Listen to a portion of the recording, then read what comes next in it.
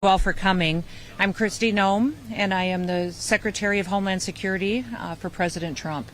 And I'm here at the direction of President Trump today to draw attention to the dangerous policies of Illinois and the Illinois governor and what he has perpetuated as far as violence and criminality against his citizens here in this state. Springfield needs attention specifically because of the victims that have been here, but also because of the laws that come out of this city that impact the entire state, that is protecting illegal criminals and not prioritizing the American citizens and the citizens of this great state. With me today, behind me, I have angel families, which are families that have lost their loved ones due to illegal aliens that have committed crimes of violence against them. I'm going to introduce them and let them have an opportunity to speak as well. But the first one is Jim Walden. Then Brian and Erin McCann are coming up as well, Kathy Zander and Nancy Palentia. All of these families have lost their loved ones, their family members, their children, and people that were very, very dear to them. Brian's brother Denny was crossing a street in Chicago when he was struck by an illegal alien drunk driver who kept on driving for a block while dragging Denny on the road. That alien then fled the scene. Both killers had been previously protected from discovery and deportation by sanctuary policies. Jim's son, Jimmy, was a Lance Corporal in the Marine Corps, and he was killed on a motorcycle ride by a twice deported illegal alien who had left his injured stepson in the car while he fled to get away from prosecution. Those two men both lost individuals because of illegal aliens that had been protected from discovery and deportation. Also with me today is Kathy Zander. Her son John died of fentanyl poisoning. John is one of the many Americans whose lives have been cut short because of the lack of enforcement against those who perpetuate drugs and the infiltration of its trafficking by cartels and other illegal gangs into this state. Nancy Palentia is the mother of Nick. Nick tragically lost his life as well from a fentanyl overdose. And Nick worked every day to get other people clean from drugs and started his own business before his life was tragically taken by the drugs that are funneled into these American communities every day. But we're standing here on this block today because this is the block where a young woman was killed. Just a couple of houses away from here, Emma Schaefer was brutally stabbed and murdered by an illegal alien who was released into the United States by the Biden administration. He had already been previously arrested for kidnapping and had been released, and then he had entered back into our country under the Biden administration to perpetuate more violence and eventually took Emma's life. This illegal alien, his name is Gabriel Callisto Picardo, already had a felony kidnapping, and then when he was released, he should have been deported immediately. This murderer and the illegal alien has now been on the run for 2 years. He has not been brought into incarceration, and we need not just the governor of this state, but also the partnership of local law enforcement to get this family justice for losing their daughter, Emma. Since 2017, Illinois has been a sanctuary state. The results have been absolutely disastrous for people who live here. In 2020, Governor Pritzker expanded access to taxpayer-funded free health care for illegal aliens. It has cost the citizens of Illinois $1.6 billion. He has been incentivizing illegals to come here and to live in this state. In 2021, Pritzker ordered local officials to stop cooperating and working with our ICE officers. In 2022, there were at least 400 to 500,000 illegal aliens in this state, and we know that there's even more here today. This governor has bragged about Illinois being a firewall against President Trump's immigration enforcement agenda. And it is very clear that he is violating the Constitution of the United States because it is a federal law that the federal government and the president set and enforce immigration policies. Let me give you just a few examples of the criminals who have been allowed to roam free because of Governor Pritzker's sanctuary policies. In 2020, while Pritzker was in office, a 34-year-old illegal alien in Mexico was released by the city of Chicago after committing theft.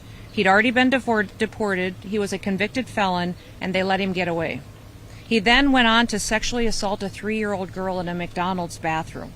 And in February of this year, 2 illegal aliens were arrested after they murdered a 63-year-old man. They lured him to his death using a dating app, tied him up in his apartment and killed him.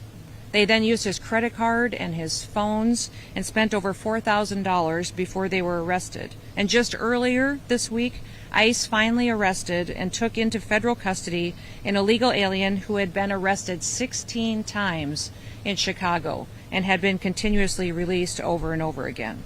What's worse is that all of these arrests have happened between October of 2023 and November of 2024. All of these occurred under Governor Pritzker's watch, and he largely excused all of this crime under the guise of running a sanctuary state and supported policies that prevent local law enforcement officers to work with our ICE officers to get families justice.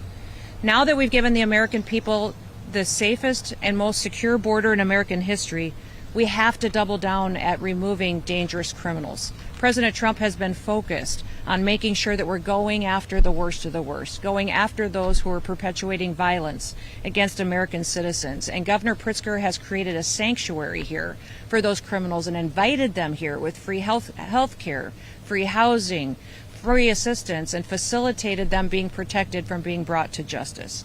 People are dying every day because of these policies, and people are evading justice, and families like the angel families behind me are mourning the loss of their loved ones with knowing that it's going to continue to go on and on into the future. Governors like J.B. Pritzker don't care if gangbangers, if murderers, rapists, and pedophiles roam free in his state. If they are here illegally, he's going to protect them. And for most of my career, I have fought these kinds of criminals and fought to protect my people in South Dakota, but also across the country, and that is what President Trump is focused on here today. We are a nation of laws, and we're a nation of laws for good reason. As Secretary of Homeland Security, I'm going to uphold our federal immigration laws. I'm going to draw attention to people who are breaking the law and breaking and violating our Constitution. I'm going to fight for the victims every single day and draw attention to them as long as we can, and President Trump will continue to do that as well. We should be united as a country around bringing violent criminals to justice and getting them out of the United States of America. People who support sanctuary policies talk about love and compassion. Well, where's the compassion for the families that stand behind me? Where's the compassion for Emma, who died on this street, and her killer is still out, roaming free, with no consequences for his actions? And they already knew he was a violent criminal, had already held a knife to a woman's throat and kidnapped her. They let him go free so he could come back and kill Emma. And for 2 years, J.B. Pritzker has protected individuals like that so that he can stand up and say that he's a sanctuary city and a sanctuary state. Shame on him. And shame on him for standing up the other day and saying Republicans should never know a moment of peace. This country is desperate for peace. It's desperate for safe communities and streets where they can walk their children to school and not have to worry about getting robbed or stabbed. Police officers should be respected and honored, and we should wrap our arms around their families, not order them to not participate with others who want to help them do their job. Shame on Governor Pritzker for what he's done to Illinois. This is a beautiful state with beautiful people, and to allow this kind of criminal activity to continue to go on should never happen. I'm proud of President Trump that he's going after folks and bringing them to justice so that these families behind me can finally have some peace and they can finally have some justice, and we can clean up the United States of America so everybody can have a dream of living free and living happy with their loved ones. I'm calling on Governor Pritzker and all the other leaders of this state to abandon their dangerous sanctuary policies. I'm thankful for all the state leaders that are standing behind me who agree as well. They've been fighting an uphill battle with this governor, and I'm proud of them that they're standing here with us today and with these angel families and saying enough is enough. We have to change as a state. We have to start protecting people. We need to return to law and order, and we need to put people first. Let's work together to protect the American people. Now I'm going to turn first and allow these angel families to share a few words about their loved ones and their thoughts. And I'm going to go to Jim first and let him talk about his son, Jimmy.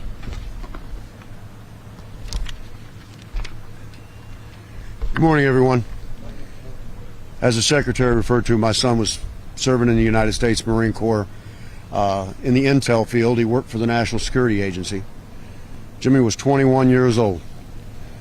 He was hit and killed riding his motorcycle by an illegal that the state of Maryland admitted they knew was illegal 5 years before he killed my son. And in that 5-year period, they'd had him in jail 5 times. He was convicted of domestic violence and put on probation, and he was illegal. Jimmy would have been 30 years old yesterday. We'll never know where he would be, what he would be doing. Last Tuesday, I was in Maryland to testify at the sentencing hearing because he re-entered again for the 3rd time. And the maximum they could give him was 46 months in jail for the 3rd re-entry. It's ridiculous. And for our governor to get on national television and say that he's going to stand up and protect these people is a gut punch to anybody that's lost one. Nobody, no Angel family's death can be considered an accident. Because if the government had done their job and deported these criminals, they would not have been there to kill our families. And I just wish that I could see my son grow and get married and have kids, but it's never going to happen. He was named after me and my father, James Ray Walden III, and now that legacy stops. There'll never be a 4th, and we'll never know. And all we're left with is the wonder of where he would be and what he would be doing. And it's a hole in your heart that'll never be filled, and it never goes away. You learn to cope and you learn to live with it, but the pain's there every day. And when you see on national television that they're protecting the people that have done this, it just brings it all back to the surface. You start all over again from day one. I just call on Governor Pritzker to be a true governor and stand by the federal laws and deport every one of them. Every one of them. I don't care if they're 2 or 20 or 80. Send them back. We have a path to citizenship. It's called the naturalization process. Use it. Thank you all for coming, and I appreciate the time. Pardon me? Walden. Yes. Thank you. Thank you. Peoria. I'm going to next invite Kathy Zander to come up and share some thoughts, but also to talk about her son, John, as well. My name is Kathy Zander. I lost my son to a fentanyl poisoning. My son did make a choice to snort a line of cocaine, which was spiked with fentanyl. I'm sure now with this administration, everybody's heard of fentanyl. We all know it's a weapon of mass destruction, and we all know it's flooding our streets. We all know where it's coming from, and it needs to stop. Turning your head can't happen anymore. We are losing 300 Americans a day on American soil, and nobody is talking about it. At some point, when it hits someone's family, they look for people like us because they can't verbalize what's going on with them. So they find comfort in a comfort zone and a path where everyone knows what's going on. Again, I'm happy for DuPage County Sheriff. He was the only one that listened to me when this happened, and I'm thankful that he's running for governor, and I pray to God he wins. Kathy with a K. Zander, Zander, Carroll Stream, Illinois, DuPage County. Next, I'm going to invite Nancy to come up. Nancy's going to share with you a little bit about her son, Nick. Hi, I'm Nancy Platania, and I lost my son, Nick, to fentanyl and xylazine. He was 37 when he died. Nick was introduced to fentanyl when he had surgery. They put a fentanyl patch on him in the hospital for 5 days, took it off and said, "You're done. See you in 10 days for a checkup." And that's how he became addicted to heroin, because he couldn't get the fentanyl. And he was clean and sober for 19 months. And in that 19 months, he was able to help numerous people get into treatment. He was the one that they would call. He would go pick them up off the streets of downtown Chicago if they were willing to go. The amount of people he saved was amazing. And he chose to do it one more time. There was no heroin in it at all. It was all fentanyl and xylazine. And in DuPage, supposedly he was the second victim of xylazine in 2021. And since then, xylazine is pretty common everywhere now. He never got married. He didn't have any kids. And because of the drugs coming through the open borders, along with all the people that didn't belong here, he is one of those many children that everyone has lost to the drug. And the immigrants need to stop, and so does the flow of the drugs. It's just unbelievable, and no one seems to care. No one about the fentanyl issue, and it's as clear as day. Thank you.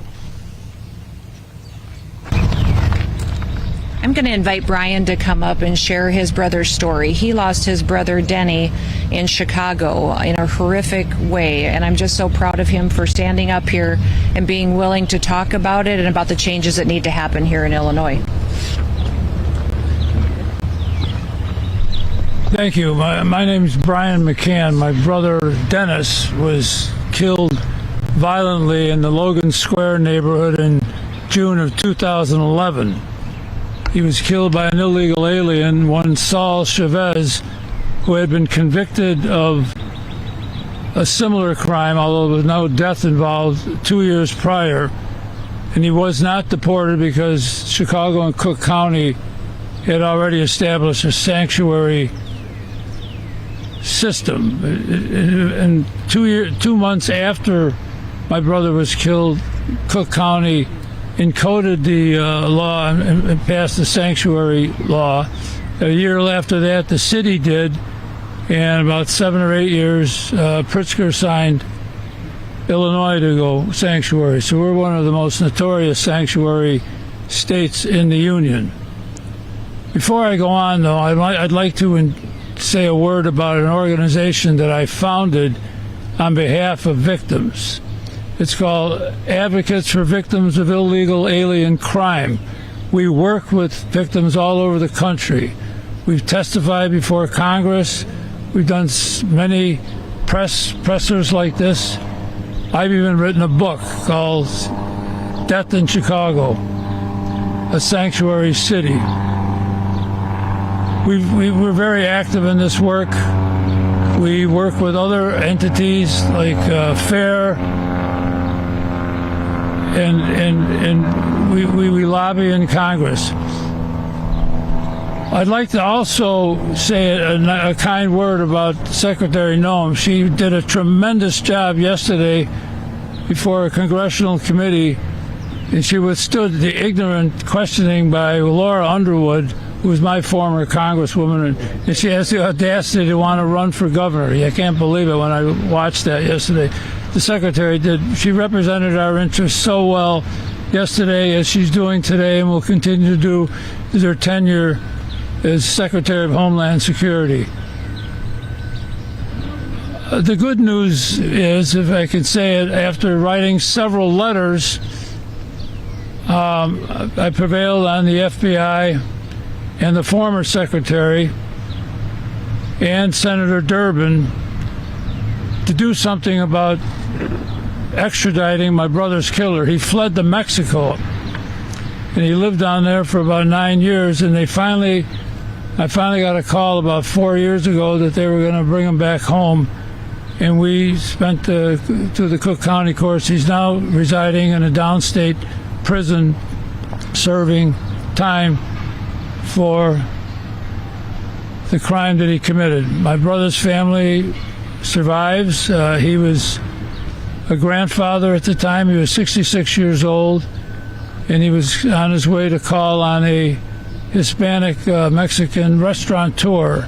He was an insurance broker, and this was his favorite restaurant, where he lived down the street from there. And as he was crossing the street, he was killed violently, and his killer fled the country.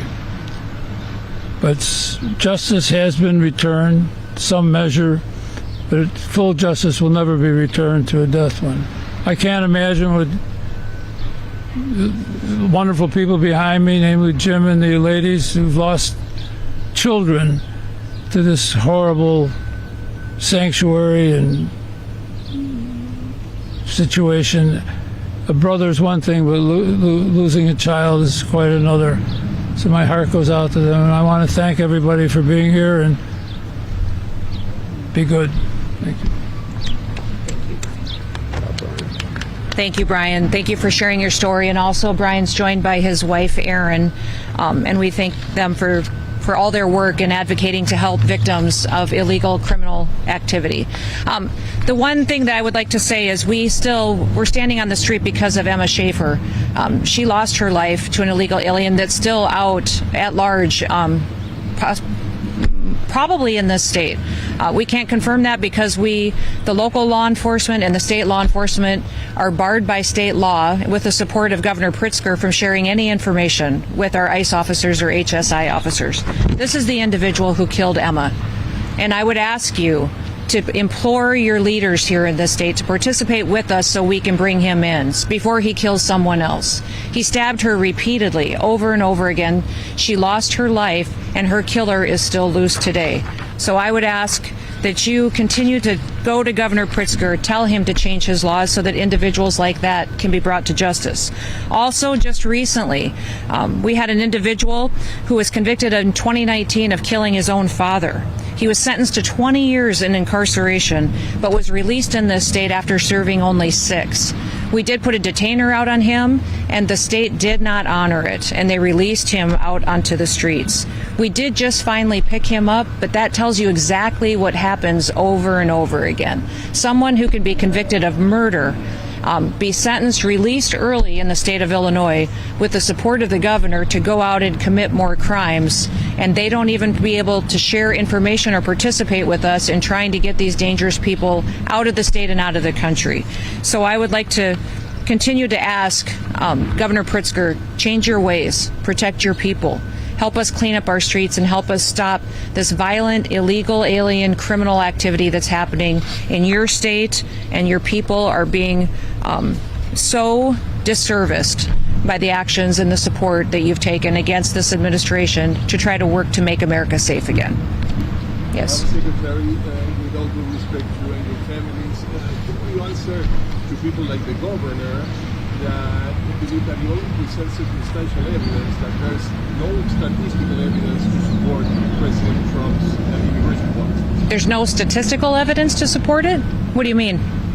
That, for example, crime has been down for the last 20 years when immigration has gone up. Well, that's simply not true. And all you have to do is to look at this binder full of people that are right here in these neighborhoods in this state that are still at large perpetuating criminal activity against the citizens that live here. All of these people could be brought to justice if Governor Pritzker would change the state laws and allow law enforcement to participate with our investigators to make sure criminals are brought to justice. Secretary, where's Emma Schaefer's family?